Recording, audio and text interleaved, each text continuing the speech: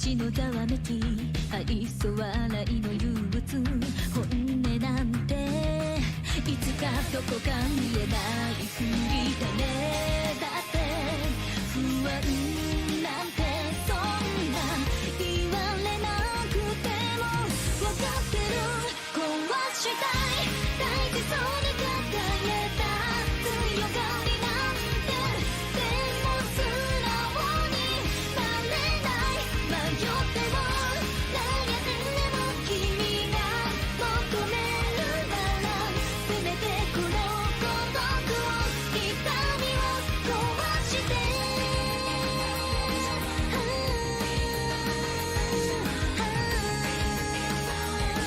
生まれ変わりたい青い空は窮屈に上辺だけを映し出すこの未来をずっとぼやかしてる曖昧につながる世界は深い傷さえ嘲笑うどれくらい苦しめばいいのもう泣けばいいのまた答えが見えない教えて真実を君が知ってるならガラスみたいなことをかけを探すの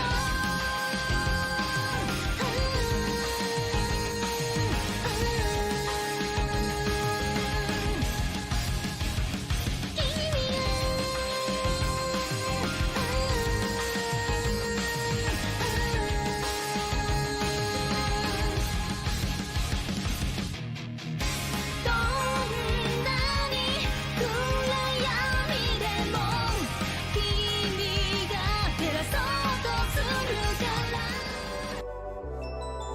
Okay. Is this too loud? I don't remember what my volume for my music thing was. So it might be a little bit too loud. I'm gonna lower it a little bit and we'll see. But yeah. Hello. My name is Protagonist. You can call me Protag, and today it's gonna be a little bit of a shorter stream. Last week I streamed for like 3 hours, which was a little bit of we were just the flow was going, and you know I didn't have anything to do. But I am busy tomorrow, so I need to not be up late, I guess. And it's also just been really hot, so my sleep schedule has been crazy messed up, which is not good, but alas, it should be fine. But yes, today the plan is pretty simple. We're just going to go over the new cards that we missed last week, I guess in the past week, right? And then we'll talk about the ban list for a little bit, because there is going to be a ban list coming out this Saturday, Japan time, I believe. When it comes out, but it'll be a video there. And so we'll talk about what cards I want to see hit, what cards I think should be free, and just talk about the state of, you know, my perspective on what the Rush Duel meta looks like. Because there's a lot of, I guess, there's a lot of things that I'm not like too happy about, but overall, I mean, it's not the worst thing. However, you know, I think there's like a really big elephant in the room that we'll discuss. Yes, hello! What is good? But yes, alright, let's just jump right into it so that we have a bit more time to talk about everything else. Because we do have quite a few new cards, actually. But we're going to start off with the reprints coming into Union Base, which is the newest set, which will be all about the Union monsters, plus some other things, of course, but that'll be the main focus of that set. So we're gonna get Star Restart, the Warrior Returning Alive, and Heavy Roller. These are all good reprints. There was the new Warrior Returning Live like retrain type thing for baseball that will, I think, is that one of the new cards that we're gonna talk about? I think so. Star Restart is good for Fusion, and Heavy Roller is also good for baseball. I mean, that's literally why it was printed. But yeah, these are all good ads. I feel like we should get some of the other some of the other baseball cards. I think we should just get a lot of the pliage stuff too, right? Like everything that is necessary for those decks should get reprints, but we'll have to see. There isn't a lot of space, I think. So, I mean, it really just depends on what Konami decides to deem important for that. All right. Moving on, let's talk about the 7 new cards that were introduced to Union Base. So first off, we have the Trial Monsters, I guess. These are not Union monsters. As you can see, they are just effect monsters, which is interesting. So that means there's technically only 2 Union monsters in the pack right now. I don't know how I feel about that. I guess it's fine because, like, once again, like, the Unions aren't going to be doing too much when they're being used as equip spells. I think just buffing up monsters is totally fine. If they do anything more, I mean, they could do a little bit more, I guess, but for now, I guess this is what we're going to be working with. Anyway, first up is X Trial Cannon, level 4 light machine effect monster, 1300 attack, 1000 defense. Send the top 2 cards of the deck to the grave, and this card's name becomes X Head Cannon for the rest of the turn. Then you can choose a Y Trial Dragon or Z Trial Tank in your grave and add it to the hand. After this effect is activated, you cannot special summon monsters from the extra deck except light monsters until the end of the turn. Just saying light monsters is weird. They could have been more specific in some light machines, but I think that's fine. That's not the worst thing. Yeah, I mean, I can see this being used in conjunction with, like, because, like, Gradius also had a bit of Sidra in them. Like, you could run a Gradius Sidra deck and, like, do pretty well and, like, kind of surprise people with oops, here's a Chimera tech next turn. So I think that can be a possibility, right? That could be something that you could play around with, especially because they only specified light monsters. I mean, they're also light machines, so it doesn't really matter. So, okay, sure. The more important part here is that you mill cards and you get your name changed to X Head Cannon. So once again, we get a bunch of name changers so that you can perform your Union fusions a little bit better. Next up is Y Trial Dragon. Let's see, level 4 light machine, 1000 attack, 1100 defense. A little bit of a misprint here, but not that big of a deal. 1100 defense is not anything significant. Send the top card of the deck to the grave. This card name becomes Y Dragon Head. That's fine. Then you can fusion summon either XY Dragon Cannon or YZ Dragon Tank by placing monsters on your field or in your graveyard on the bottom of the owner's deck in any order's material, including this card. That is not bad. I guess why would they be? I mean, you can mill them, right? Because there are times where that just kind of happens naturally. I was thinking, like, Union fusions, they all just send to the deck. I don't know why they would ever be in the grave, but if you mill a bunch, then that's definitely possible. So this is really nice, giving you access to your fusion monsters without necessarily need to Union fuse is a decent addition. This is going to be really helpful. Once again, this is basically just all these are just super easy ways to turbo out your XYZ Dragon Cannon, which is fine because it's strong, but I don't know how useful that's going to be. Especially because you can't equip these either, that's going to be a lot of space being used up as well. So there could be some tech or, like, some strategy in, like, making sure that, you know, you order your cards correctly so that you can possibly get the most amount of damage onto the field. We'll have to see. Alright, finally we have Z Trial Tank, level 4 light machine, 1000 attack, 800 defense. Send the top card of your deck to the grave. This card then becomes the Metal Tank for the rest of the turn. Then you can fusion summon either XZ Tank Cannon or YZ Tank Dragon by placing monsters on your field or in your grave to the bottom of the owner's deck in any order as material, including this card. Yeah, okay, sure. Like, why doesn't this one get to do it? Is it because its original version is just a normal monster, so it doesn't get to be as cool as the other ones? Is it because Y Dragon and Z Tank were both Union monsters, so they gave those two the ability to fusion summon without having to actually do the Union fusion? Is like, I mean, maybe? That's like that's the only thing I can think of, right? Like, why else would they not let X Trial Cannon do the exact same thing and instead just search?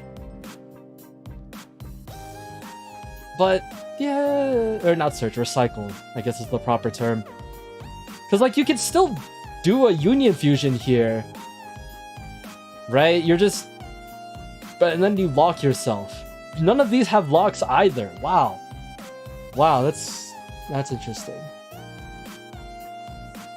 I think thankfully these cards don't name change while in the grave. I feel like that might be that'd be too strong. So this is okay. But I really wonder what the main reason of making X Trial Cannon not do the exact same thing. Feels a little weird, right? You add it, yeah. You even just add it to the hand. You don't even special summon it. So, okay. All right. Oh, they are reprinting Pliage. Okay, they are reprinting. Okay, I knew that they would have to. I'm surprised that wasn't on the other page. All right. But we do have a new card here called Spirit of the Stars, level 2 Dark Spellcaster effect monster. So you can use this card in the level 10 or to fuse the level 10 Pliage monster, which is good. That's good that we have multiple copies or like multiple ways to get it, because Lord knows when you need fusion materials and you still have to rely on good old normal or good old fusion, you know, it's tough. It's a little bit tough. During the main phase, if this card was normal or special summon, send the top 3 cards of your deck to the grave. Not bad. Then you can fusion summon a monster whose materials specifically mention either Spirit of the Stars or Pliage, the Sacred Shooting Star, by sending monsters from your hand or field to the grave as material. Oh, so you can even just fusion summon with this guy. That's pretty nice, honestly. And you can use it from your hand or field to the grave. That is... I mean, that helps a lot, I think.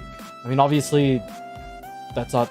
Because what, you need Pliage, you need a level 2 Dark Spellcaster, and then you need, what, a normal monster? Those are all the materials? Let me check. Pliage, the Star Sanctuary, needs Pliage, a level 4 lower Dark Attribute monster, and a normal monster. Oh, so like it's not even as specific as I thought. It would level 4 lower dark monster. That's even better than I thought it would be. Okay. But then it says it needs a monster that specifically mentions Spirit of the Stars. I don't think we've seen a fusion monster that specifically mentions that, right?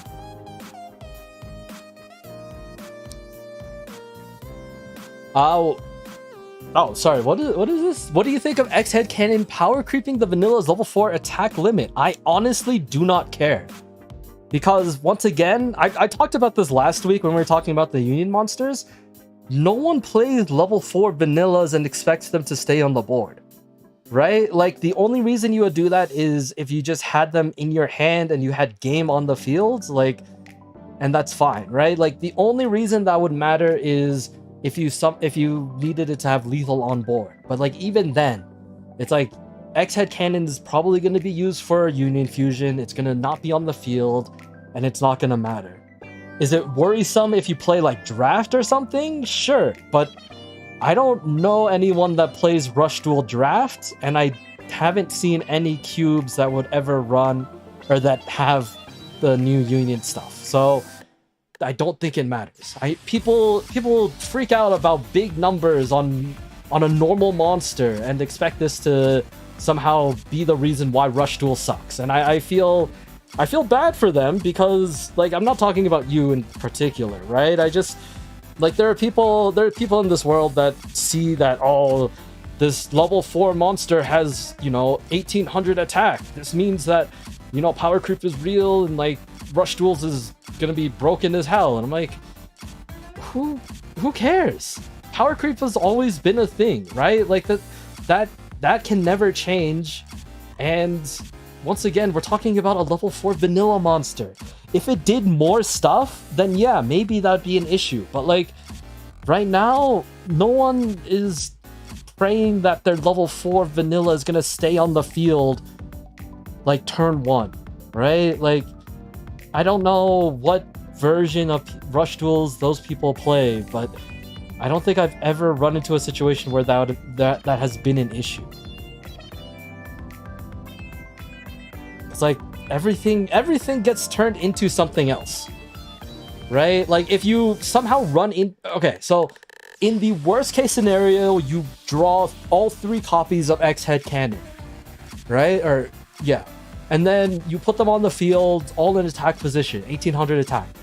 Your opponent somehow doesn't have a way to clear over them because they draw bad, and then what, you deal max, and so they have to just set their cards and do whatever. Yeah, like in like the rarest scenario that might be an issue, but at that point it's just you drew bad, your opponent drew technically worse, but like yeah, I don't see it being such a big deal. I don't know. And I don't know why, what is this limit?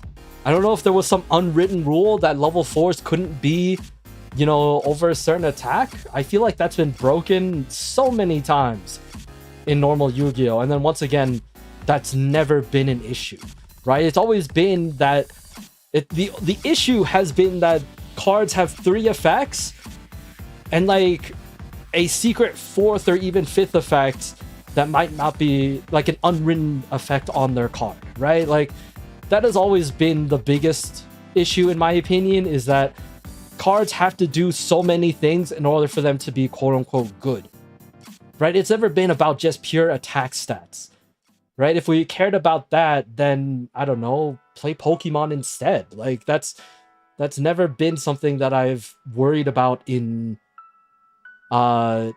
Yu-Gi-Oh, especially in Rush Duels, right? Like in the beginning, right? In the beginning of Rush Duels, and even in the beginning of like Rush Duel Links, sure, right? A lot of people were just playing pure aggro decks because there weren't many avenues of doing anything else, right? Like, oh, Dragius was so good because you could clear out boards just by dropping 1 monster, that's fine. Or you would just play decks with 1500 attack vanillas because there wasn't anything that could really stop that high of an attack monster, right? There weren't a lot of cards that had high enough defense to stop a 1500 attack vanilla, which is, yeah, that was a little bit of an issue, and that's why aggro was so rampant back in the early days of even like Rush Duel Links. I know that in Rush Duels, it was basically just, you know, spellcasters or dragons, whichever one you really preferred. But like even then, right, you would be running, some would run vanillas still because it had the attack. Yeah, unless you ran Yami Ruler on the off chance just so that you had something to protect yourself with. But like that wasn't the I mean, but at least Yami Ruler did something, right? Like that wasn't a high attack vanilla monster, right? I don't think that was the problem. I think the problem was that they just dropped some really strong-ass cards with no good ways of countering them, except by playing the same cards yourself, right? And like that felt really, really bad. Has it really changed? I mean, it did. There was a lot has changed from back then till now, right? But you know, it's not always perfect. So, I mean, that's all I really have to say about that. It is unfortunate that power creep exists, but I don't think a level 4 vanilla with 1800 attack is going to be the reason why, you know, the game breaks. I think I don't think that many people care about it. Now, if it's 2000, okay, no. But yeah, I don't think it's going to be too big of an issue. Thanks for the question though. Also, hello MZeta, welcome back. We're just going through some of the cards and then we'll talk about the ban list predictions. Next up we have Encounter of the Stars. During a turn you have not activated Encounter of the Stars, activate the top 6 cards of your deck. Wow. That's a lot. Okay, sure. You can choose one level 2 Dark Monster with 1200 defense, which is that one. And then is the other one also 1200? Yeah, it is. Okay. Star Replete or Fusion among them and add them to the hand. Place the remaining cards on the bottom of your deck in any order. Place the remaining cards on the bottom of your deck in any order. Sure. I mean, 6 cards is really, really nice. You're more than likely to get something. Obviously, the more cards you excavate, the higher the chance that you're gonna hit something. But the fact that it gives you, basically, if you run a playset of both of the current Dark Monsters that they're talking about with 1200 defense, so that's 6 plus another 6, or another 3, sorry, and another 3, so that's 12. That's 12 cards. That's more than a fourth of your deck, right? If you're running 3 of each of these cards, that's 12 cards, and in a 40 card deck, that's about a fourth of your cards. Drawing 6 after drawing 5 is already putting your list at what, 35, which gives you even higher chance of hitting something. So this is not bad. This is almost I say almost, but this has a high chance of hitting, right? Doing the math, this has a pretty high chance of hitting turn 1, and it just gets better and better the longer you wait for it, right? I don't know. Obviously, this guy is a really good get because it allows you to fusion summon, but if you don't care about that, or if you already have the materials, getting a fusion is not bad. What does Star Replete do again? Oh no, Star Replete is the level 5. That's the level 5 normal monster. I don't know if you run 3 copies of this or not. I feel like you can hold off on that. I mean, is there any other normal you would rather run though? Because you'd still need a normal monster if you want to make your fusion, right? The level 10 fusion. So I don't know if there's any other normal you would replace this with.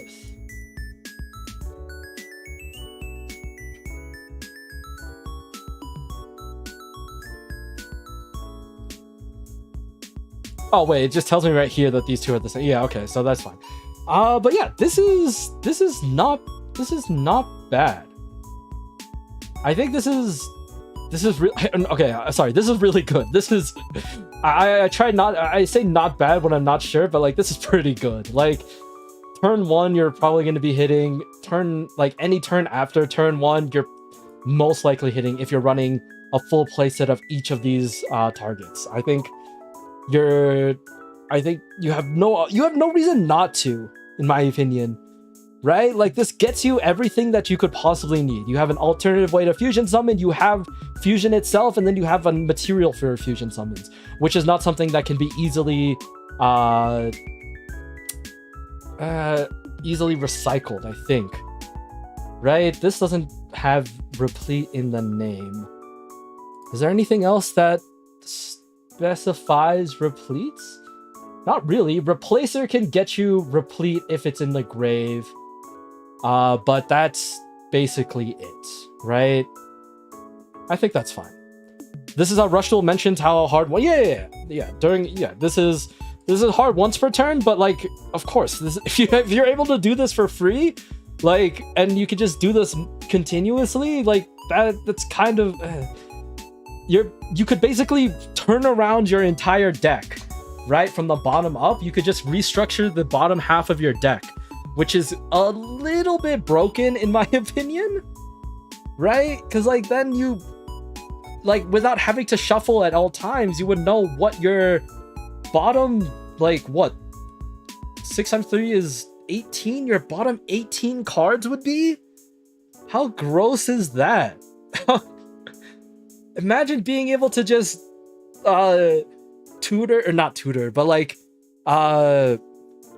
what's the word that I'm looking for? What's the thing that the people at the museum it's not cater. Oh god, I had the same problem before because I was trying to remember this word because I was using it for a script. Because I was like, what is that thing that museum curate? To be able to curate your entire bottom half of the deck so that you know what you're gonna be able to get is kind of cool. I don't know. Alright, and then finally we have Onomato Pitcher, which is very cute. I really like the artwork on this card. I am curious about the size of everyone because, like, obviously the level 8s are huge, HDD is ginormous, but like, is Onomato Pitcher like normal size, or like why does he have a baseball field in the little shoulder plate? Like, what's happening here? You know, is there smaller Onomats that are hidden on there that also play their own game that somehow don't get affected by all this? Like, what's going on? I also love that it's the baseball here, and I think these are mitts. Like, his wings are basically just shells and like storage for stuff. I think that's very cute. But okay. Level 4, Fire Warrior Effect Monster. 1500 attack, 400 defense. If Fervor Spirit Stadium is face up on the field, so we talked about this before, apparently it is good to be running, like, I guess, almost playsets of each field spell, which I wasn't sure of, but after looking at some of the people's deck lists and just kind of seeing what people are talking about, I get it. I understand it now. You can choose one level 4 Fire Warrior monster in your grave and special summon it to your field in face-up defense position. Then you can choose one level 8 Fire monster in your grave and add it to the hand. For the rest of the turn, you cannot activate the effect of Onomato Pitcher. Yeah. I mean, this lets you go positive, right? You don't even have to. You don't have to send one to the grave. You don't have to pitch one. Actually, that would have been really funny if you had to pitch one, right? Because they're baseball players, right? Like, pitch. Okay. Yeah, this is pretty nice. You just special summon another level 4, and then you can get a level 8, and then you just tribute both of them to get your level 8 onto the field. Like, what? That's strong. That's nice. One card plus 2, right? Like, you go +1 on this. That's wow. Yeah. What else can I say? This is gonna be a pretty good card. I don't see why you wouldn't run a full playset of this. It has 3 targets, and then you have new level 8 fire monsters. You have the old ones. You can do a lot with this. I think there's a lot that can be done. I think, like, I will say I hate that this is like generic fire, right? Like, this is, you could just choose a level 8 fire monster. It doesn't even say Fire Warrior. Like, why wouldn't this just say Fire Warrior? Are the Onomats are all, the Utopias are all warriors, right?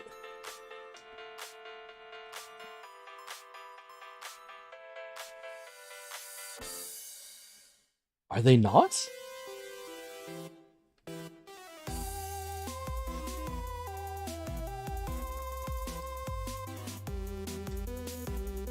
Wait, why can I not find them? Fire Warriors. Are they not Fire Warriors? I thought they were. Oh no, they are. Never mind.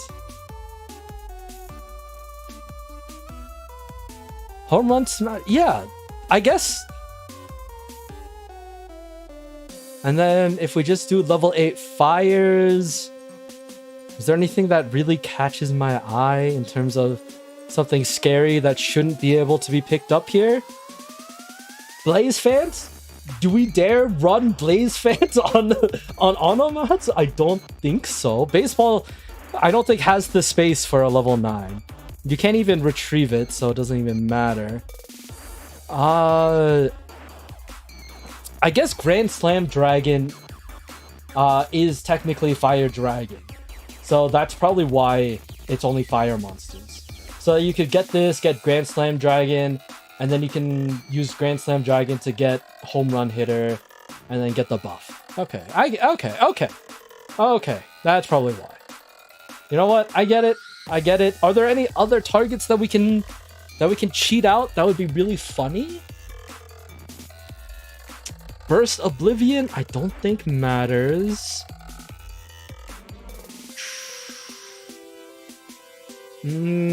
Thunderbolt? Thunder. Oh wait, no, it's only level 8, right? Yeah, okay, it's only level 8. I guess I can specify it here. Guilford wouldn't be terrible. Alright. 2 warrior monsters from your grave back into the deck and then make 3 attacks on monsters. But I think the overall combo of dragon into home run hitter is probably better. I think that just does a lot more. However, you wouldn't be able to activate home run hitter's effect, right?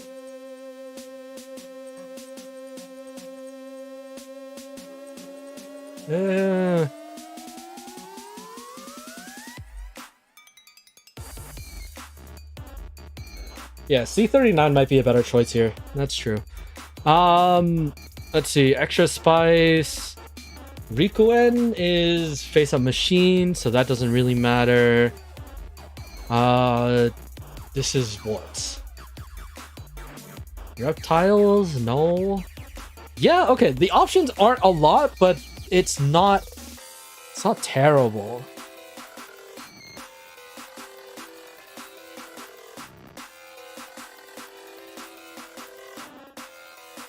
Yeah, it's definitely not bad. Alright. So that's all for this one. Let's move on. Next up, we have Get Back to the Dugout with a new player returning alive. So I really like that they decided to do this. This is very cute, a very fun nod to the warrior returning alive, which we already saw is being reprinted for this set. So we'll have multiple ways of getting warrior monsters if we want to use that as our legend spell. Now, what does the player returning alive do? Let's find out.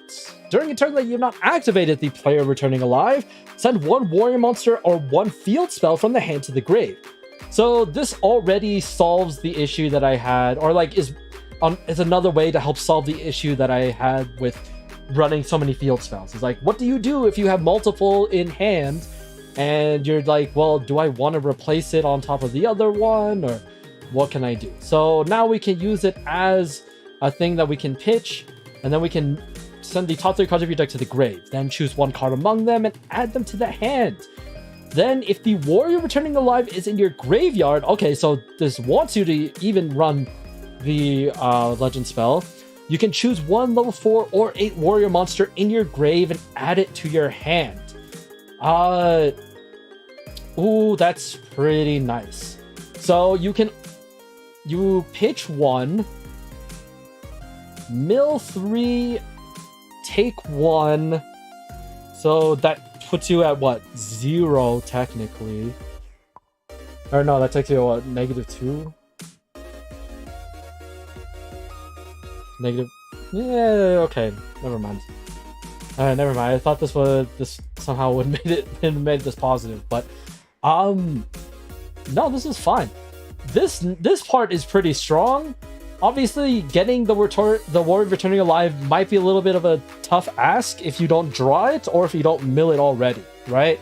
Because it's a legend spell, you only get 1 copy, so, you know, trying to get this, unless you're me and get super unlucky and, you know, mill all of my legend cards off of 1 effect, that's happened multiple times already. So maybe it's not impossible, but, you know, you'd rather use the warrior returning alive and not just mill it. However, yeah, this is not bad. Already just milling 3 cards is fine, and then just getting 1 of them, right? This is already good. I think this is just a bonus if you're able to satisfy the effect. And, you know, once you do, you're probably more than on average, you're probably more than halfway into the duel. So you're almost guaranteed to be able to add something else, and then you can kind of go off from there, right? Because now that we have the new Automata pitcher being a level 4, I think this is basically, you know, use this if you have this, grab Automata pitcher, Pitcher effect, get one, get it at level 8, then you can just go off from there. And I think that's really nice that there's other ways to be able to start your quote-unquote combo that way around. So yeah, I think this is gonna be pretty good. I like it a lot. All right, so now that I've seen these, I definitely see the appeal of baseball a lot more. I think this will be a very fun deck to play, if only because of how good the new cards are, right? Like, already, like, I've always viewed baseball as kind of like meme-y, of the sense of, you know, it got a lot of stuff because of the fact that it was, you know, the closest parody of its like generation or of its series. And, you know, they just really wanted to play off of that sort of like nostalgia and just, you know, their fun of it. But now that they've had a bunch of cool new cards, I can kind of see the appeal now. I'm definitely going to make a deck with it and see how it goes, but yeah, this might be in contention of one of the rush reviews I want to do for this deck. So yeah, I'm excited to see how that goes. Okay, and now we move on to the ban list. There will be a flashbang in like a couple of seconds, just because I don't know how to make the Wikipedia page not be on the white background. I don't know how to make this dark mode, but we'll figure it out, I guess. Anyway, I wanted to take some time and kind of just talk about the ban list. I wanted to see, you know, what people might have in terms of like opinions of what should be changed and things like that. I do have the current list that is being applied to all the Rush Duel tournaments right now. So for those who might not know what's going on, let's just go over these cards and then kind of talk about, you know, why they might be good or why they are where they are. And then we'll talk about what I want to see happen in the next couple of days, or like what I would want to see be hit in the next 4 days, right? So yeah, starting off, we have Barrier Statue of the Inferno. This is the very first Rush Duel card to be banned, not very first card in Rush Duel to be banned. That's the proper way of saying it.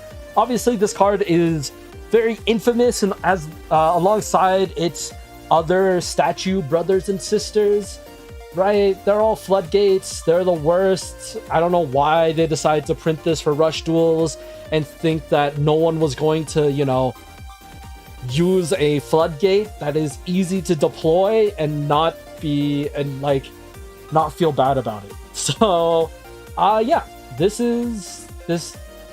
cannot leave. This should never leave. Next up, we have, we'll start in the order of where they showed up for this one. Vanity's Fiend was the next banned card. Once again, it was a floodgate.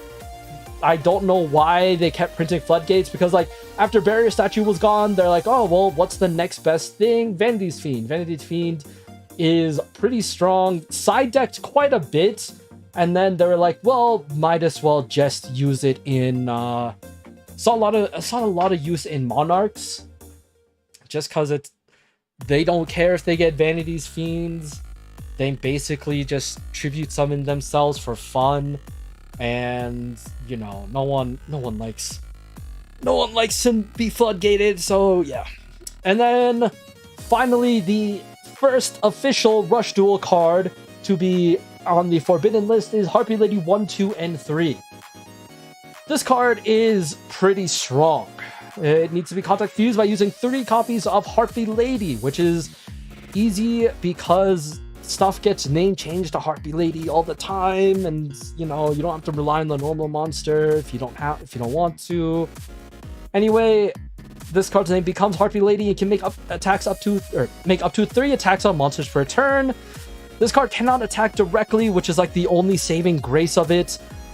Face of level 12 monster on your field cannot be used as material for a fusion summon. This didn't really matter, but it was the fact that this was a 3900 attack monster that can just hit all of your monsters and will most likely clear them unless they had some sort of countermeasure, and that might not happen all the time, which is like the biggest issue, right? Like the Harpy ladies were just, the Harpy deck really just had a lot of ways of not caring about or like being able to just remove a bunch of stuff, or just doing all of that. So that's probably why they decided to remove this. I also thought that this was a conspiracy to remove this because of the fact that the Win contact fusion is now, you know, or it exists. So now Harpy Lady 1, 2, and 3 could even pierce if you had the Spirit Charm. What is the Win?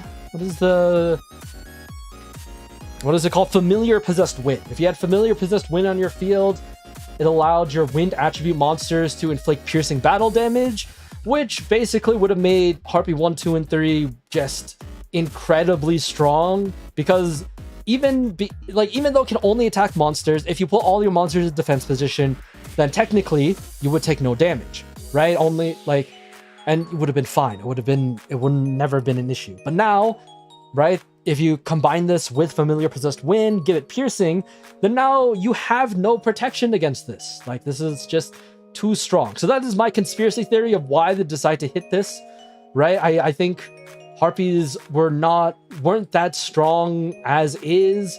Like, they saw some good tops, I guess, but they weren't as relevant because, you know, there were just a few other decks that were just even worse, right?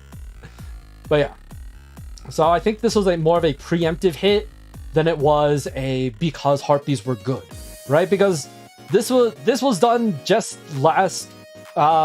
this was just done this year. Harpies were already hit pretty hard in a previous ban list. So yeah, it just felt a little bit weird to be targeting this one more time, but yeah, that's my theory on why.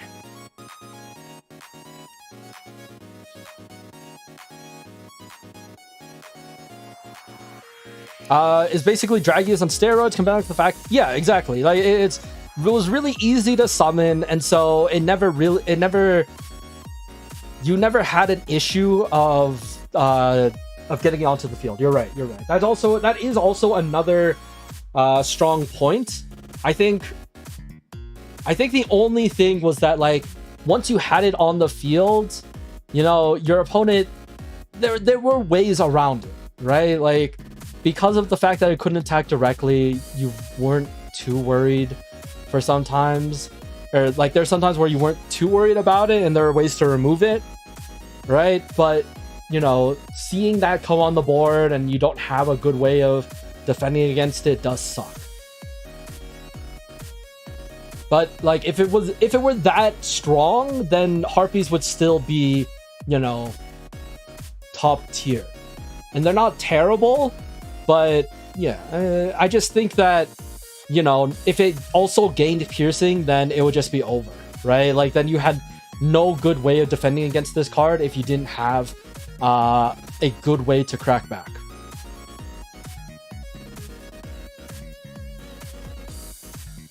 Also, yeah, lack of main phase 2 does mean that you wouldn't be able to respond to the summon of Barrier Statue unless it was in the battle phase. And if they had protection for it, then you would still be screwed on the next turn afterwards. This is true.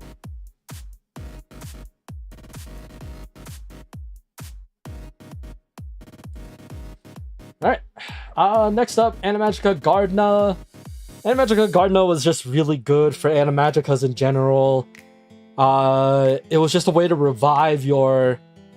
Alright, not revive, but at least recycle your level 7 monsters and then be able to use their effects again. Which is really, really good because they only required one light attribute monster to special summon. So you could literally just summon on top of your level 7s over and over again and clear out your opponent's board. This can be moved up to semi-limited. I think Animagica Gardna does not deserve to be limited. They can semi-limit this card and it should be fine. I think Animagica plus the Super War Lion is a fun deck to play. It's not that bad. I think getting one more copy of Gardna would not be the end of the world. Celebro's Warlock. Celebro's loop is the worst thing in the world. I hate it so much, but it is really, I mean, it's fun when you get to do it. It sucks for everyone else who has to suffer against it. Warlock is one of those key pieces that allows you to get this off a lot easier. So keeping this at 1 makes the loop still possible, but just a little bit harder to do because you really wanted to have this in play. Do I think that this could go up? I think it can. Do I want it to go up? Hell no. I hate Celebros. This is like, it's fun, but it's the loop is evil and it makes me feel bad. And yeah, you know, I've just gotten looped one too many times, and I just don't want to ever suffer that again. And it's not like people still don't play Celebros, right? There are people who religiously die by this deck and will play this and still see success, right? Because I feel like people don't side Enchanter anymore. And can I blame them? No, but it's why I still consider Enchanter as a side deck option sometimes, right? Because I remember I tweeted a couple months ago. There was a top deck that a deck in the top cut that used Celebros, and I was like, this is the reason why I can never not consider Enchanter in the side deck. Because someone's gonna bring Celebros to a tournament, or someone's gonna play Celebros, and then I'm not gonna have an Enchanter in my side deck to deal with it, and I'm gonna be really, really sad about it.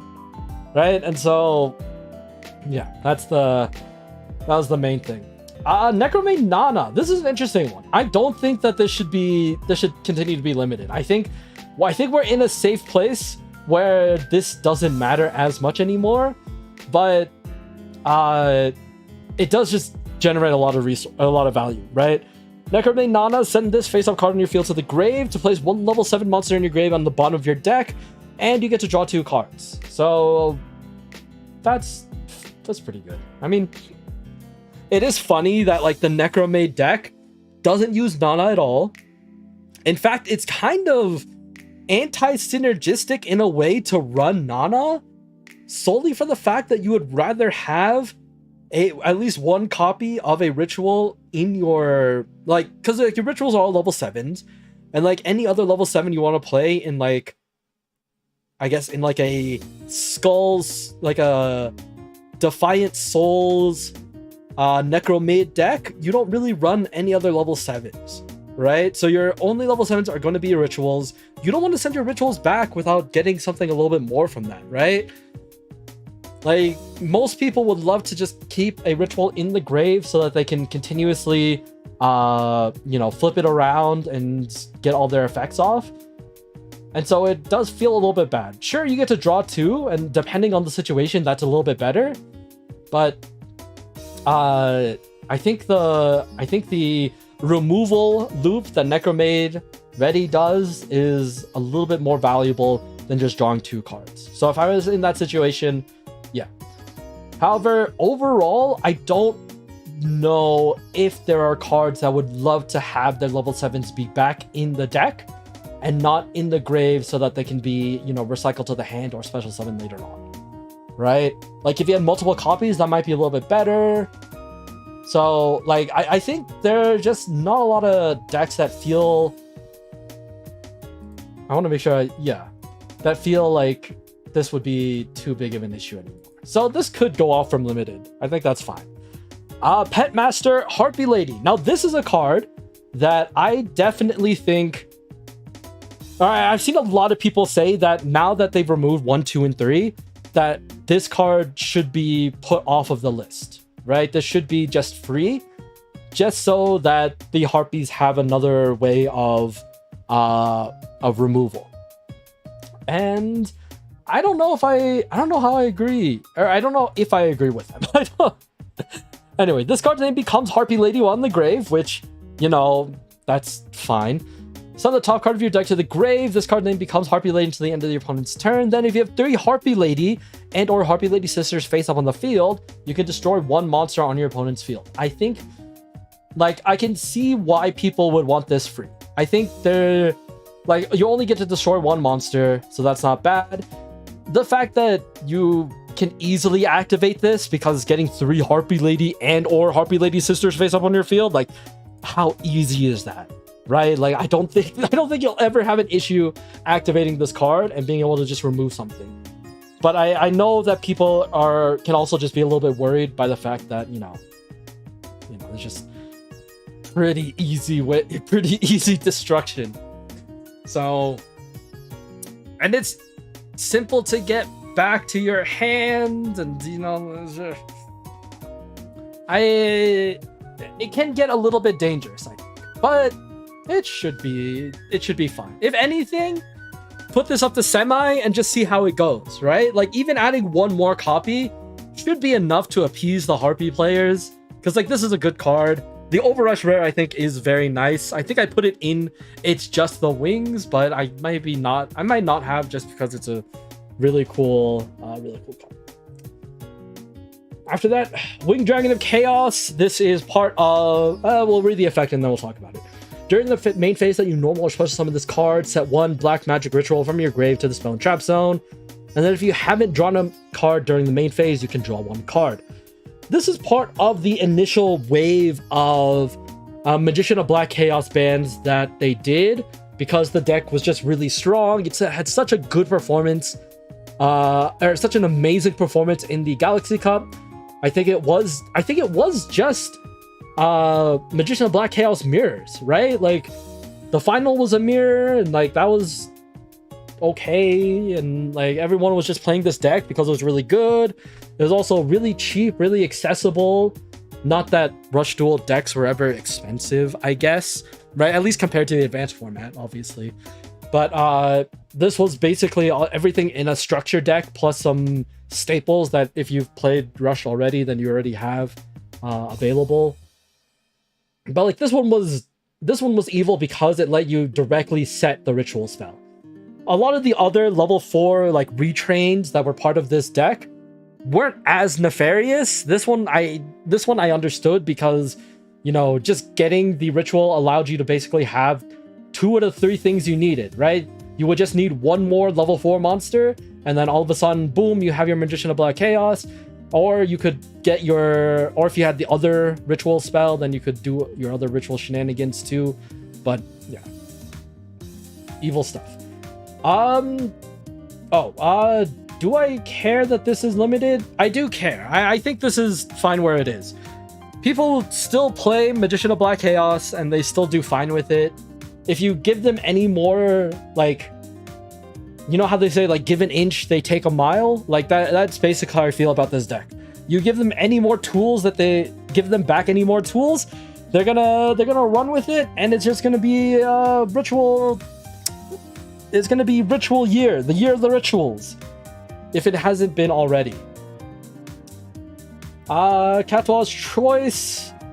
I think this is pretty strong, right? As long as your opponent has a monster on the field, you can mill 3 cards, and if you have less than 3, you can add 1 of them from your grave to your hand. This is kind of gross in spellcasters, dark spellcasters specifically. I don't want to be that guy to, you know, let Dark Solitaire come back from the grave. I don't want to be that guy that wishes that upon the world again, so we can leave it there. It's fine. Ghost Cyclone, was that? No, Ghost Cyclone has been limited. Yeah, this isn't bad. No monsters in your field, you can destroy a spell trap card. If you have 3 or less monsters in your grave, you can draw 1 card. I think this is fine where it is. If it does get moved, it should just go up to 2. But I think it was only recently that it got put into the limited list. So I think it's gonna stay there for a little bit. I don't think they've given up on, or I don't think they've considered this card not a threat, because it still is. Princess Cosmo's Jest is a threat. This I think should never leave limited. This is a broken ass staple. I remember when this was at 3 and I was watching a match where someone managed to get 2 Princess Cosmo's Jest off on the same turn. And like now, and that was what, 2 years ago, right? 2 or 3 years ago? When did this card come out? 2024? Okay, 2 years ago. Yeah, this was 2 years ago that this happened. So I don't think that, you know, a card like this should be free, especially now that it's 2 years later and we have so many decks that can generate resources very efficiently, right? There are just way too many decks that can utilize 2 copies of this and just wipe your board. And so leaving it at 1 is fine. This is basically gonna be a legend spell for the rest of its life. I don't think there'll ever be a time where this gets removed from the limited list solely because of how good this is. Machine Inspector. I haven't thought about this card in a while. This was back in what? Or this was back in when Jinzo was good, and then you had like was that also when level 7 good stuff was winning the Galaxy Cup? Was that the reason? Was that part of the reason why this card was put there? I don't remember. Both players activate the top 4 cards of their deck. You can send up to a total of 2 activated machine type monsters and or trap cards among those 8 cards to the grave. Both players place the other cards at the bottom of the deck, and if you send a trap card to the grave by this effect, you can draw 1 card. I mean, yeah, this is just really nice. If not for the reason, just to, you know, like best case scenario, you get their legend trap or whatever, you put that in the grave. They have no good way of bringing that back, and so now you're kind of free to do whatever you want.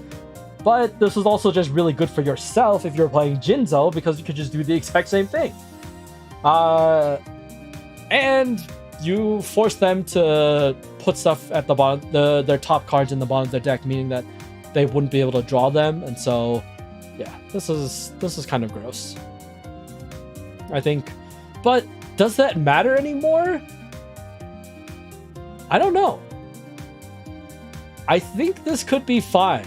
I think this could be fine coming off, or at least like getting a little bit free. Yeah. Magical Stone Excavation. Send 2 cards from your hand to the grave to add a spell card from your grave to your hand. This should stay where it is. This is just way too strong. I think there's no reason for this to be anywhere else but limited, especially because it's it's just strong. It's just too strong. They can't let this free. They can't let that free. Necromade Resize. We'll talk about all the new changes, I guess, or all the recent changes. No, we'll just do this right now. Necromade Resize allows you to ritual summon a level 7 light zombie monster by sending face-up zombie monsters from your fields of the graveyard whose total levels equal 7 or more as material.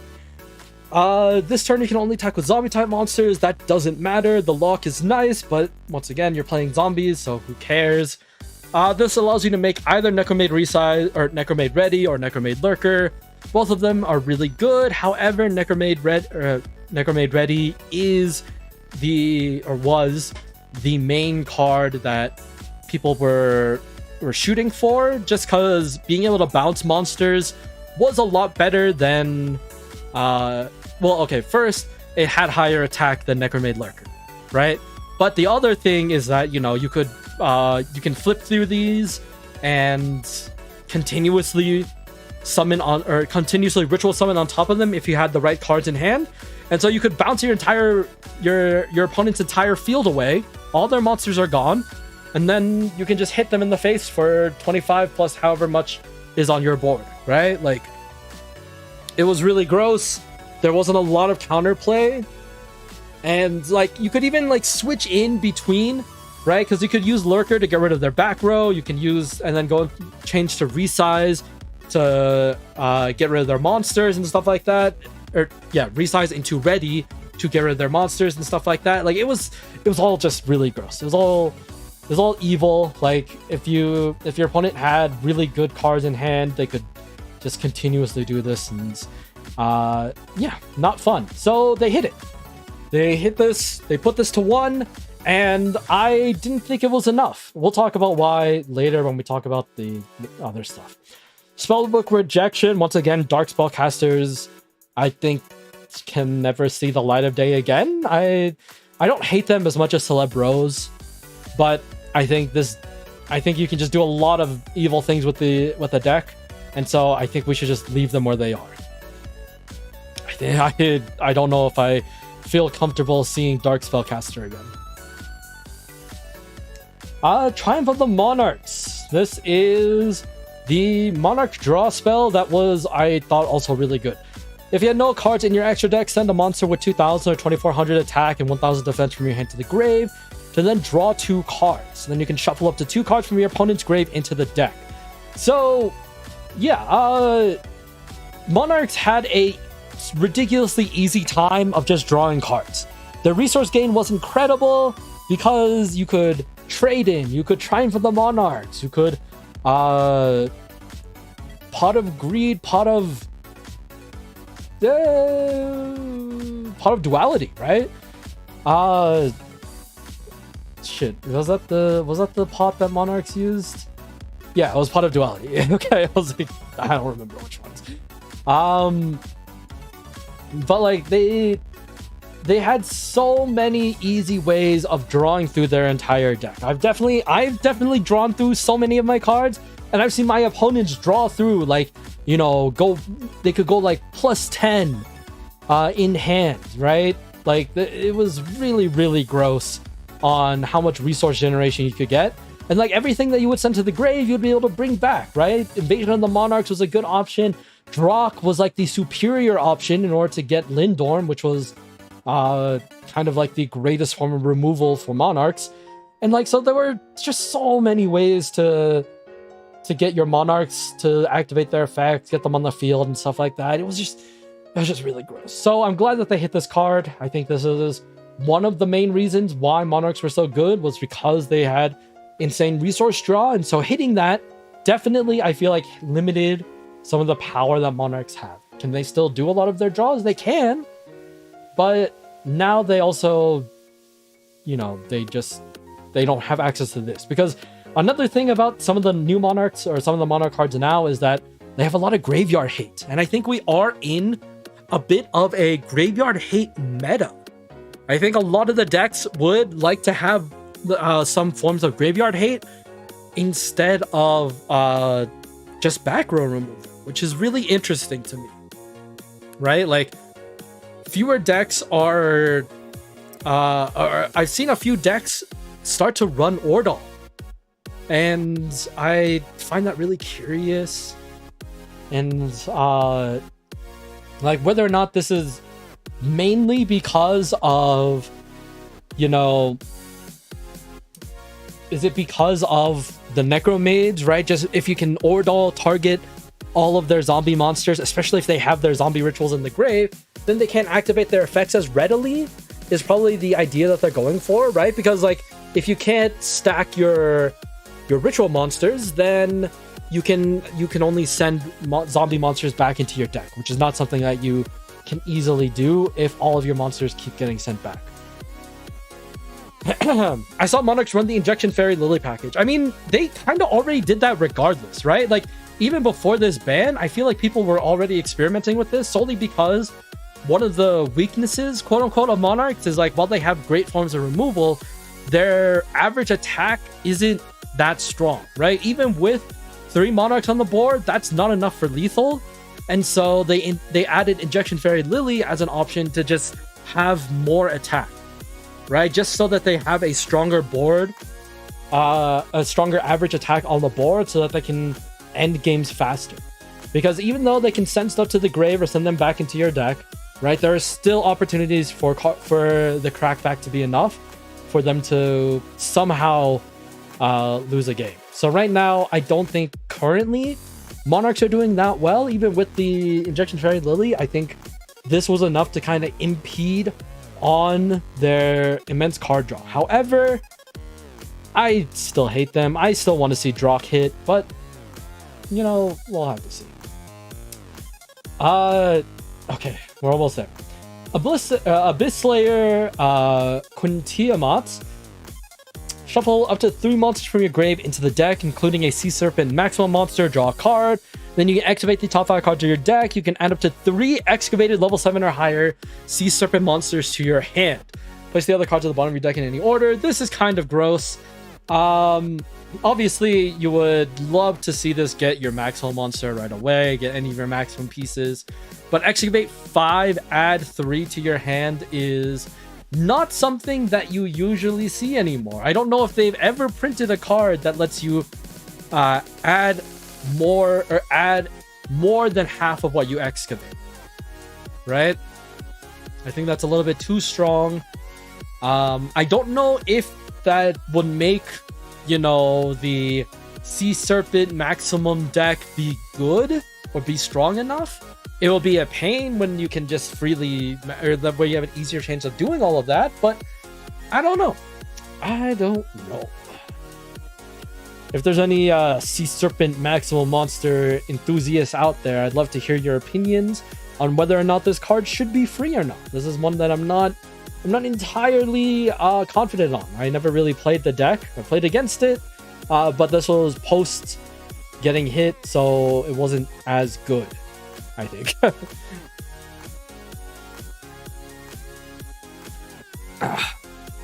Alright.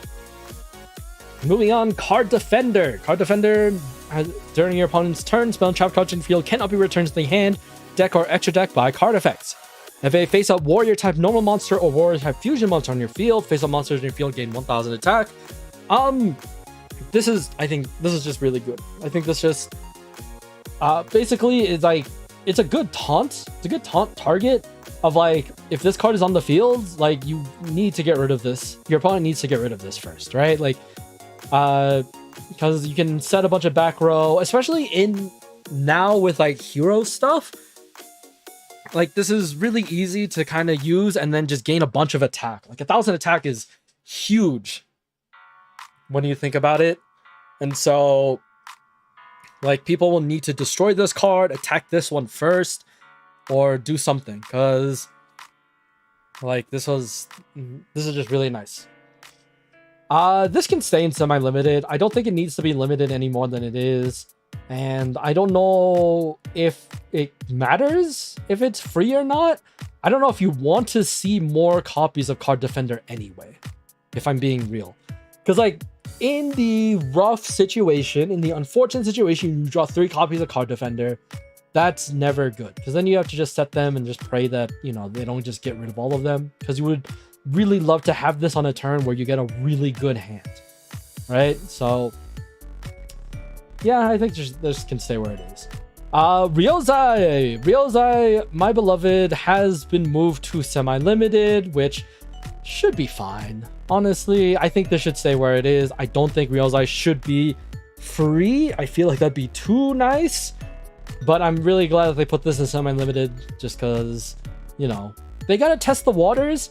And I think we're gonna get another D-7 treasures at some point, right?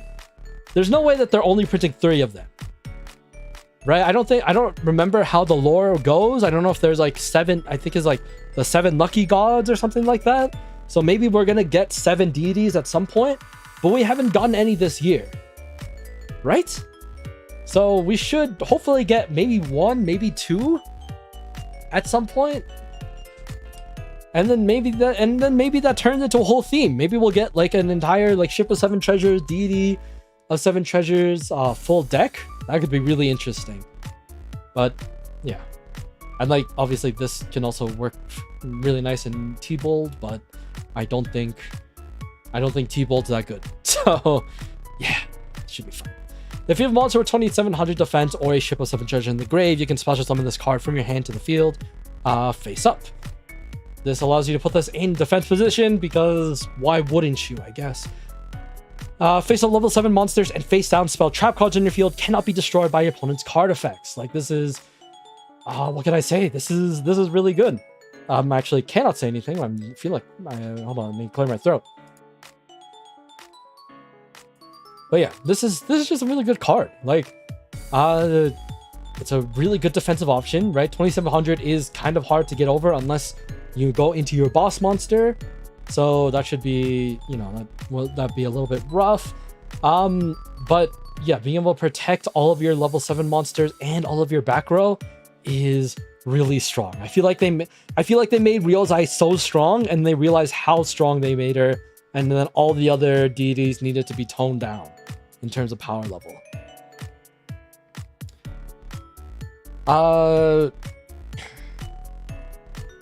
7 is a lucky number, and it's quite true in rush duels, since they get a lot of compared to monsters that are higher level.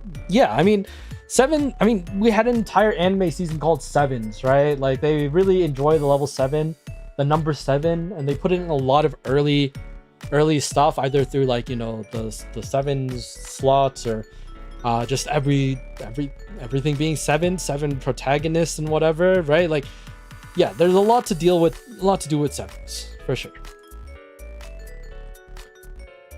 Alright, next up is Fresh Berry Shy. This should stay semi-limited. It was limited for a while. I forgot where it was. But yeah, if you face up Aqua type monster with 100 original attack in your field, face up monsters on your opponent's field, lose 1500 attack and defense. So back in the days where Berry Fresh or Fresh Berry was tier 1, tier 0-esque, maybe just tier 0.5, this was just a really good card, right? Like, having 2 Fresh Berry Shies on your field means that as long as you had, you know, this would basically decrease all your opponent's attacks by 1500 twice, making it 3000. And then you also had the removal trap, was it Fresh Berry Swimming or whatever, which allowed you to then remove the monsters, and then, you know, it was just really gross. And if you couldn't remove them that way, they had 0 attack. What were they gonna do, right? Like, who was gonna stop you? And so, if you didn't have a way of destroying them on the field with like effects or things like that, like, these cards were just a menace. They were evil. They were small, but it was a tiny but deadly or whatever. Like, the Fresh Berries were truly a sight to behold. In fact, I did my first rush review on the Fresh Berry monsters because I think that was even before the results started popping up about how strong they were, and I was like, oh man, I chose the right deck to start with. But yeah, they were just really good, and I think this is fine. Keeping it at 2 is okay. 3, putting them at 3 makes them easier to find, which then allows them to start their thing a lot easier or a lot faster, right? Getting the debuffs off, which is not great. And we'll talk about why that is soon enough. Obsidian Magical Soldier. Now, this is part of the Dark Magician, or like Dark Spellcaster, Dark Solitaire type thing. This card gains attack equal to the number of spell cards in your grave times 100. Then if you have 5 more spells, the card gains additional attack. Like, you would run so many spells, you would have this be so strong, and then it would hit really hard. This is fine where it is. It's only semi-limited, and like, no one's playing Dark Spellcasters, no one's playing Dark Solitaire. Like, this could be fine. And like, you have no, and like, all of the cards that you would want to pair with it are also hit. So I think, yeah, whatever, it's fine. Progress Porter works, is the 1/2 of like the Pot of Avarice Progress Porter type deal. This was a really fun little mini, I guess mini engine, right? Mini draw engine that you could add. Shuffle 5 monsters from your grave into the deck, which is a lot. But you can shuffle up to 2 cards from your opponent's graveyard into the deck, and you can draw cards equal to the number of Progress Porter and Pot of Avarice with different names in your graveyard. So, do I think this is fine? I mean, it's already at 2, and there are a few decks that I've seen run Progress Porter, but I don't know if this is that strong anymore. I don't know if people care about having this card anymore when the cost is that high. Right? Shuffling monsters from your grave into the deck is a lot more than you would like, especially early on when you would rather have stuff in the grave so that you can recycle them back. So yeah, I think this is fine where it is. Cornful Charity. I really wish this was kept as Mazeful Charity. I really like the pun.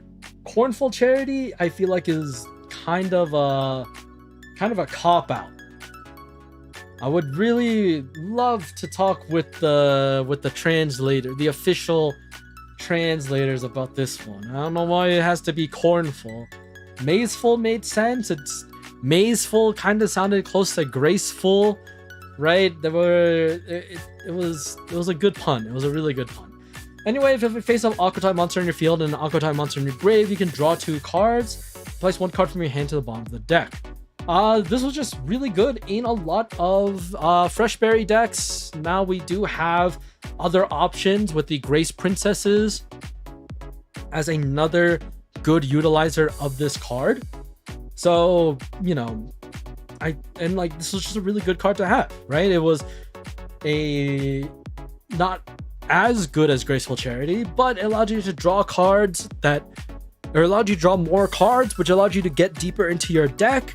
And if you could do that multiple times, or like more than twice, I guess, since it's semi-limited now, then like, you know, it could bring up issues in the future. Who knows? Alright, after that, Delirium Embrace. I forgot that they hit Delirium cards, if I'm being honest. This allows you to fusion summon a light attribute insect monster by sending a face-up monster in your field, and a face-up level 9 or lower monster from either field to the grave as material. And for the rest of the turn, you can only attack with insect-type monsters. Delirium did have its time to shine back in the Animagica Delirium Elemental Hero days. I feel like those 3 were at a pretty good trade-off of like what was good. It really just depended on who was at your local that day. But they did hit each of those decks respectively to, I guess, try and introduce something else into the meta. But like those were fun times. I think those decks were a lot of fun to try and play, and so it does suck that they were still hit, and only really 2 of them I feel like have seen a bit more play compared to the others, right? Deliriums I don't see a lot of people playing as much, but I've seen a few good hero decks. I've seen a few Animagica and Super War Lion combo stuff like that. That's a really fun deck to mess around with. I think they really synergize well, and I can see why they added those 2 together. But yeah, I feel like Delirium needs to make a comeback. I feel like not a lot of people were playing Delirium that much, and I feel like we can bring it back. That should be fine, right? Especially when, you know, we're in a place where we gotta get rid of your opponent's monsters. We gotta fusion summon them away to making, you know, some moth mommies again. All right, bring back those times. Those are the good old days.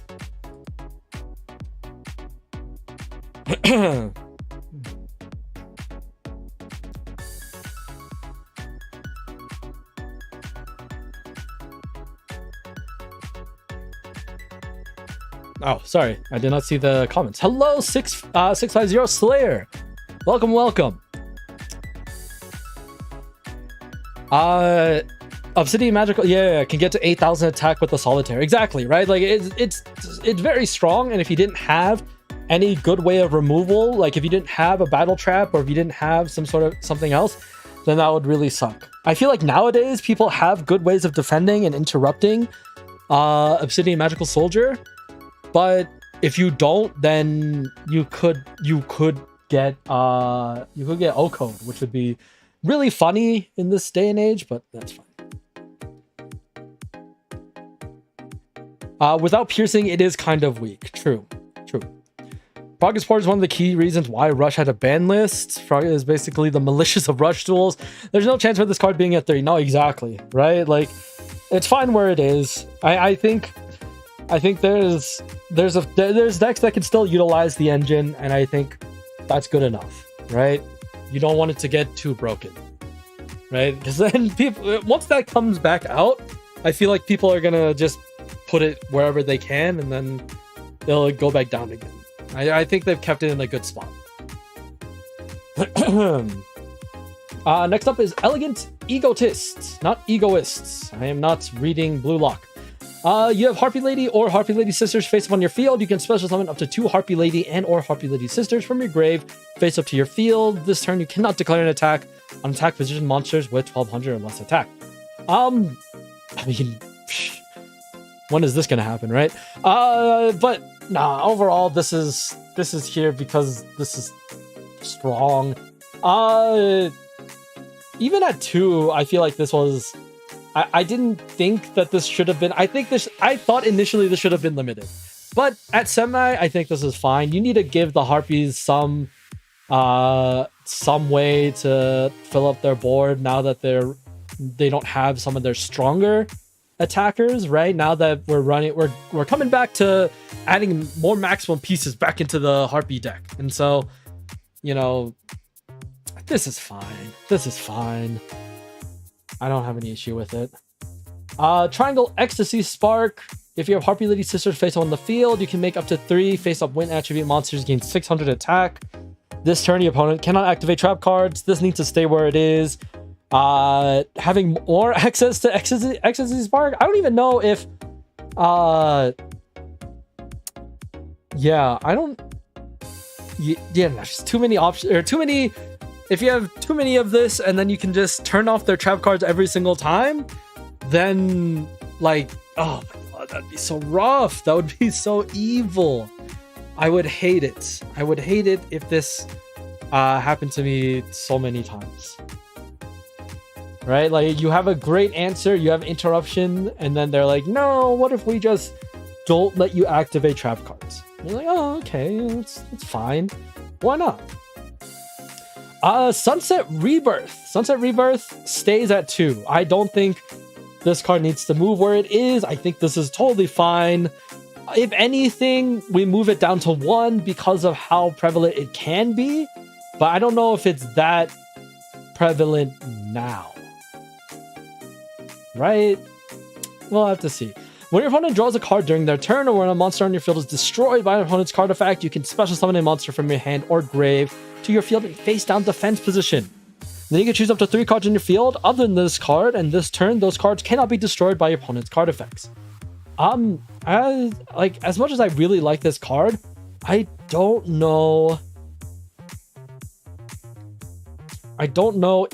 This cannot be a 3 for sure. I think this is way too strong a card to be a 3. But is it too strong that it should be at 1? That I'm not too sure about. Like, I think this is a fine side deck option if you are wanting to try and cheat out some of your monsters. But I think at 2 is fine. I don't think there's an issue with this being at 2.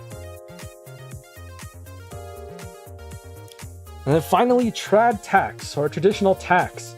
When your opponent draws a card during the main phase, send 2 random cards from your opponent's hand to the grave. This is, this was a really good form of getting rid of cards. This was used by Monarchs. This was used against Monarchs. This was used to just be a complete, to be a terrible person against your opponent, I guess. Right? Like, being able to force them to only play with, 3 cards in hand really limits the options, and especially because they have to be random, they could lose their, like, quote-unquote starter. They could lose anything that would give them a way to clear your deck. But I think this is fine where it is. I don't know that many decks that would want to use that space in the main deck if they can just, like, side decking this. Yeah, for sure. Right? But this isn't something that you will normally see in a main deck unless they are just interrupt your opponent the video game. Right? Like, that there's not that big of an issue. I'd have to see what the stats are about how many people played this card, because I want to see if this actually does affect how many decks are playing this and whether or not this affects their games whatsoever, right? Like, do duels get decided on whether or not your opponent trad taxes turn 1, forces you to not have a board turn 2, and then they just they just beat you out turn 3. Like, we'll have to see. Because like this was only hit this year, yeah. So I'd be curious to see if there's like a usage case to put this even lower, or if keeping this at 2 is fine. And then in that most recent ban list, they let Harpy Lady 1, 2, Marching Beaver Warrior, and Legend Strike free. And these were, I think, I said this in my video because I did make a video about this. I said these were fine. I don't think it was ever an issue. Legend Strike was a little bit of a worry for me because there are decks that would really love to just special summon the level 4 monsters again, right? Clad Dragon does it a lot. Void Elf does it a lot. All right, those are two decks that come to mind that I'm like, yeah, they have really strong level 4s that can basically get them to their boss monster right away. And so I worried about Legend Strike being an issue, but I don't think I don't think it was that bad. Okay, so let's talk about what I want to see gone. And if you saw the thumbnail of this stream, you have a pretty good idea of what I want to see disappear. Let me pull up an example deck. Yeah. And then window capture. Not my YouTube studio. Huh? Where is it? There we go. Alright, that was really weird. Okay. I guess we'll do it like this, so it's a little bit easier, and then you can at least see the card there. Okay, so there are a few cards that I want to see get hit. Now, the way that I have been feeling the meta has been going is that nothing has changed. Sure, Monarchs were hit enough where they've lost a bit of their power level, so they're not as strong. However, but like the main issue that I've had for the past couple of months has been zombies. The zombie pile, quote unquote, it's just Defiant Souls with Necromaids sprinkled in.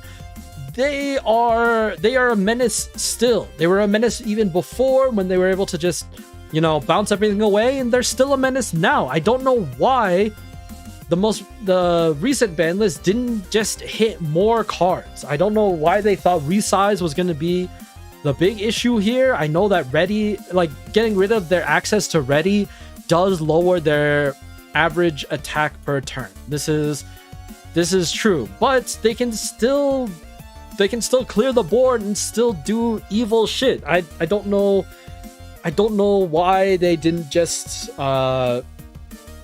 target other things. So here's what I want to see on the list. I want to see Lantern being hit. Being able to set either Necromaid Ritual Spell is still a pain in the ass. This is still such a good card.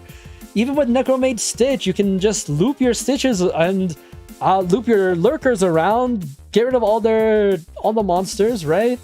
Like, you can just burn them for so much. You can, like, it's gross. I hate it. Maynir needs to go. Maynir needs to be set to 1. Maynir was one that I've wished to be gone since the advent of the Defiant Soul the zombie pile. We're gonna call it zombie pile. Since the creation of zombie pile, I've wanted to see Maynir be gone from this plane of existence. Like, this is way too strong of a card, right? Being able to add a Gygus or Soul Phrase and then any ritual spell card. They could have been specific here. They literally could have just said the Skullrise Squall or the Skullrise whatever the Sulfuruto one is, and this would have been better. But the fact that it can be any ritual spell card from your grave is dumb. It's actually dumb. So, yeah, I hate it a lot. This needs to be put at 1. Lantern needs to probably also be put at 1. Stitch might need to be put at 1 as well. I think you would have to somehow limit both of these ritual spells if you don't want to ban one outright. I don't think either of them needs to be banned. I think they just need to be put at 1. And then that, I feel like, will kill the deck, right? With no way of recycling your ritual spells, with no way of getting your ritual spells out as easily or seeing them as easily, then you're lowering their consistency, which is, I think, just really good. I think this will help remove more people from playing this deck. I have seen people want to get rid of Gifor as well because of the fact that it allows you to get Gaigas either for the hand or onto the field, and that's just another body for you to be able to use for your ritual summons. I can see that too. Beginning Skullrise is also one that I've seen people want to see get hit too, because this is also a really strong card, because all you have to do is send a Gigust or Soul Phrase from your hand to the grave to then draw 3 cards. And if you have 4 more monsters, you can send one from your hand to the grave, which is whatever. But like being able to draw 3 cards is also really good, right? Like how like turn 1, imagine turn 1 beginning Skullrise, and then all of a sudden you have 5 cards in hand again, but now you've at least drawn through your deck a little bit more so that you have other options. And like if you have G4 in hand, then you can just G4, get your Gigust or get whatever, and then it's just like, God, it's the worst. It's the worst. You up for the challenge? I do not know what that would be. I'm not dueling today. I don't really have time. I'm gonna be ending after we talk about the Banlist stuff, honestly, and then because I need to head to bed early. I have a busy day tomorrow, so I don't know what challenge you're talking about. Hopefully, it's something that is doable, I guess. And then what else? Oh, right. The other thing that I put on my thumbnail. Where is Spark Hearts? Makma might need to be hit. Either Makma or I'm having trouble with my fields being destroyed. Needs to be hit at some point. Mainly because turboing out Makma is like your greatest turn one defense, right?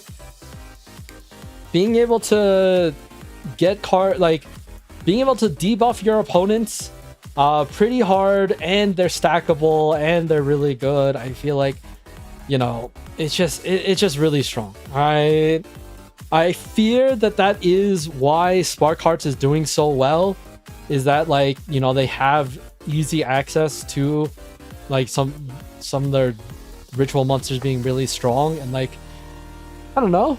Am I sick of ritual monsters already? I think I'm just sick of these rituals already. I would love to see other decks, because what do we just... Nothing has really stepped up to either of these decks, right? I think if anything, I would love to just see more variety, because like Spark Hearts was already pretty strong. Even when Defiant Souls Necromaid was at full power, Spark Hearts was like the next best deck if you weren't playing that, or if you weren't playing Monarchs, which was also really good, right? So if you weren't playing zombies, if you weren't playing Monarchs, Spark Hearts was just a really good alternative option if you wanted to kind of just be that guy.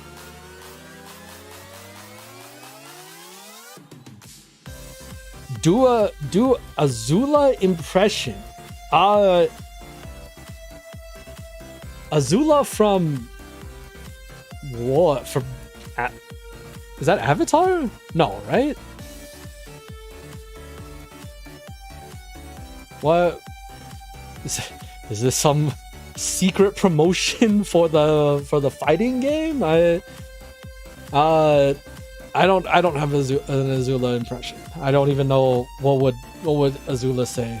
Just laugh maniacally.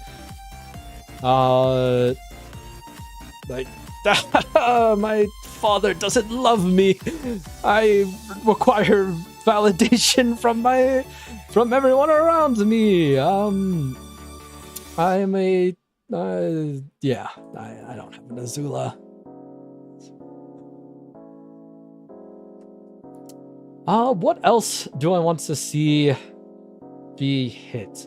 I don't think there's anything else. I honestly just want to see I want to see zombies get hit more. I want to see something other than zombies step up, but then I say that and then Spark Hearts are going to be the best deck.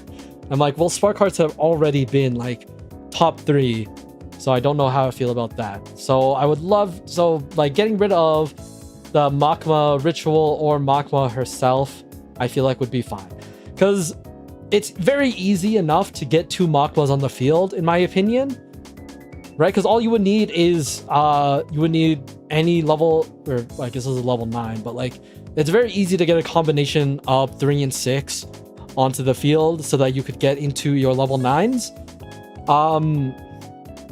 And yeah, if you had 2 Makmas on the field, if you have a Curtain of Sparks and Sparks in the graveyard, then you're gonna get, 3,200, right? That's 16 times 2, 3,200 attack loss, and then what?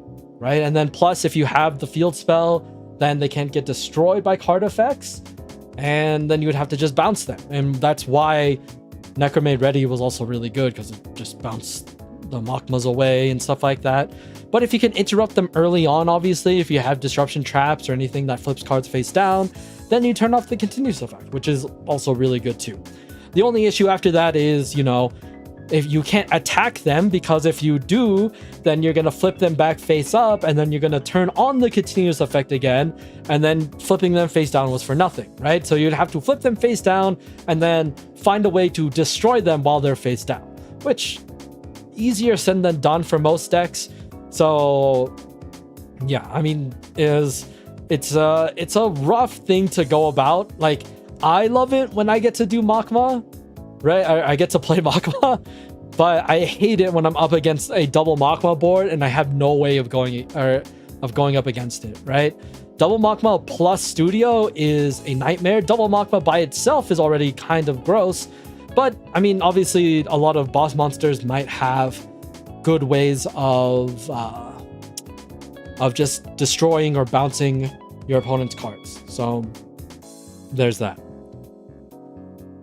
Yeah. Anyone else in chat have any recommendations or any cards that they want to see hit? Because that's really the only thing. And we talked about cards that I want to see come back, which is fine, but I'm trying to look at what I have, and I don't see any decks that I'm like really afraid of right now. Because even now, all the new stuff still I don't think is strong enough. Press is definitely not strong enough. Clad Dragon is decent, but is definitely not good enough, especially when they can just destroy all your monsters and your Clad Dragons have no protection. And it's a pain, but at least you have ways to deal damage on the crackback. And you also, you know, can turn off the effects of Valstorm if they Valstorm on the field. I think that's also really helpful.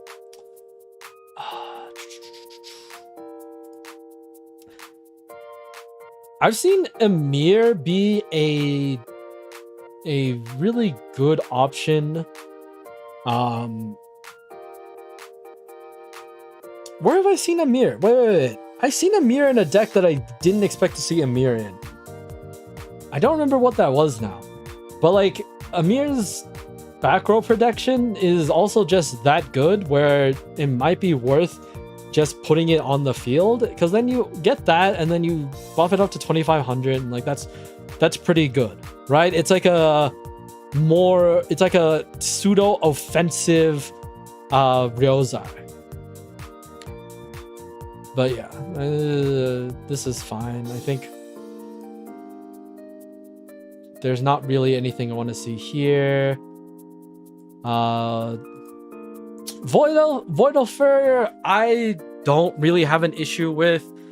I think it's fun to be able to burst your opponent down, especially when you can like surprise burst them with like Star Stripe into, was it Lana, or Lana, sorry. Yeah, Star Stripe, use Lana, then get some micronovas off and then you can just hit them really, really hard. Like there's nothing more satisfying in my opinion. But yeah, I'm not sure. I can also add another Legend Strike here, which is actually might be useful. Legend Strike, remove one of these. Yeah. I need to update some of these decks for sure. Speed is useless. I don't think I've seen someone play the speed deck.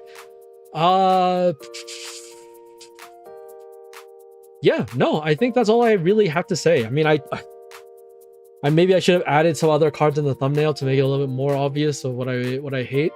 But yeah, I just want to see zombies hit. If zombies get hit even more and cause them to not be playable, or at least really inconsistent, that's great. I would, because we're now what, 2 new sets since the introduction of the ban list?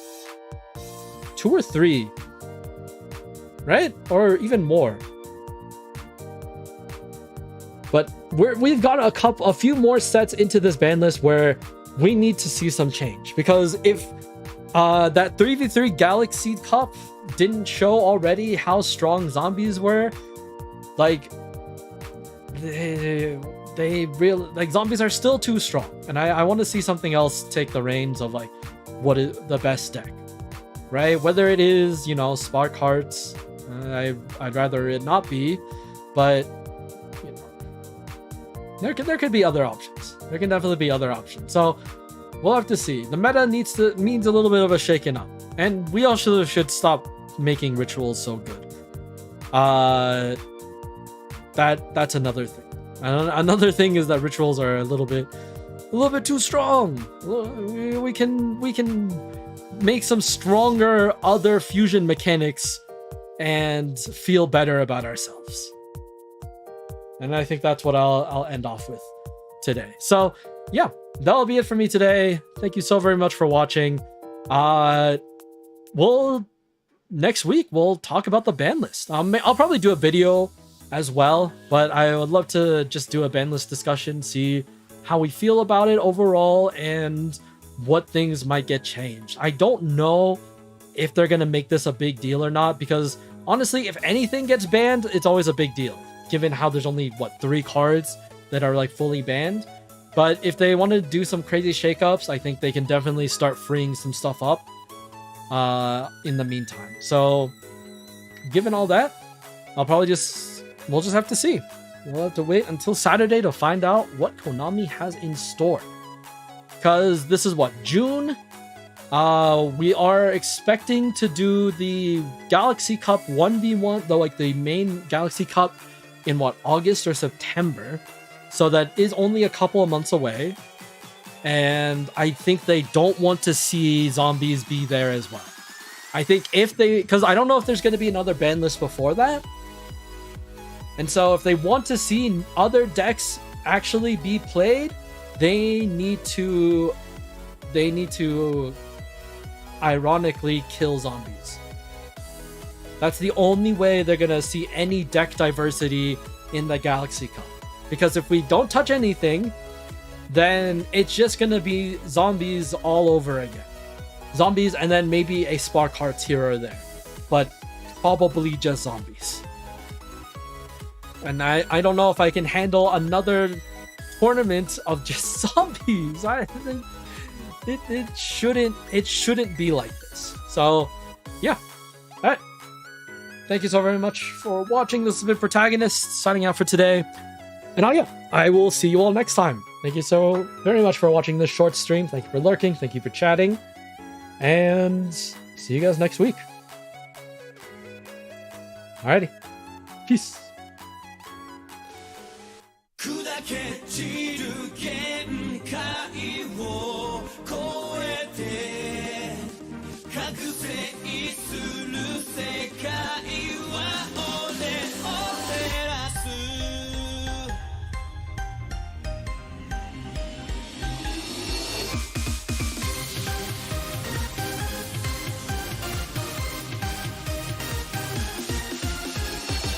忘れられない冷たたい記憶に火を灯し走り続けた暗闇の先に何があろうとも従うさため包み込む光が心を惑わす苦しみ切り裂く勇気る力解き放って砕け散る限界を超えて抑えきれない魂燃やせ傷にまみれた愛を隠し終わりを見たくなければ強くあれ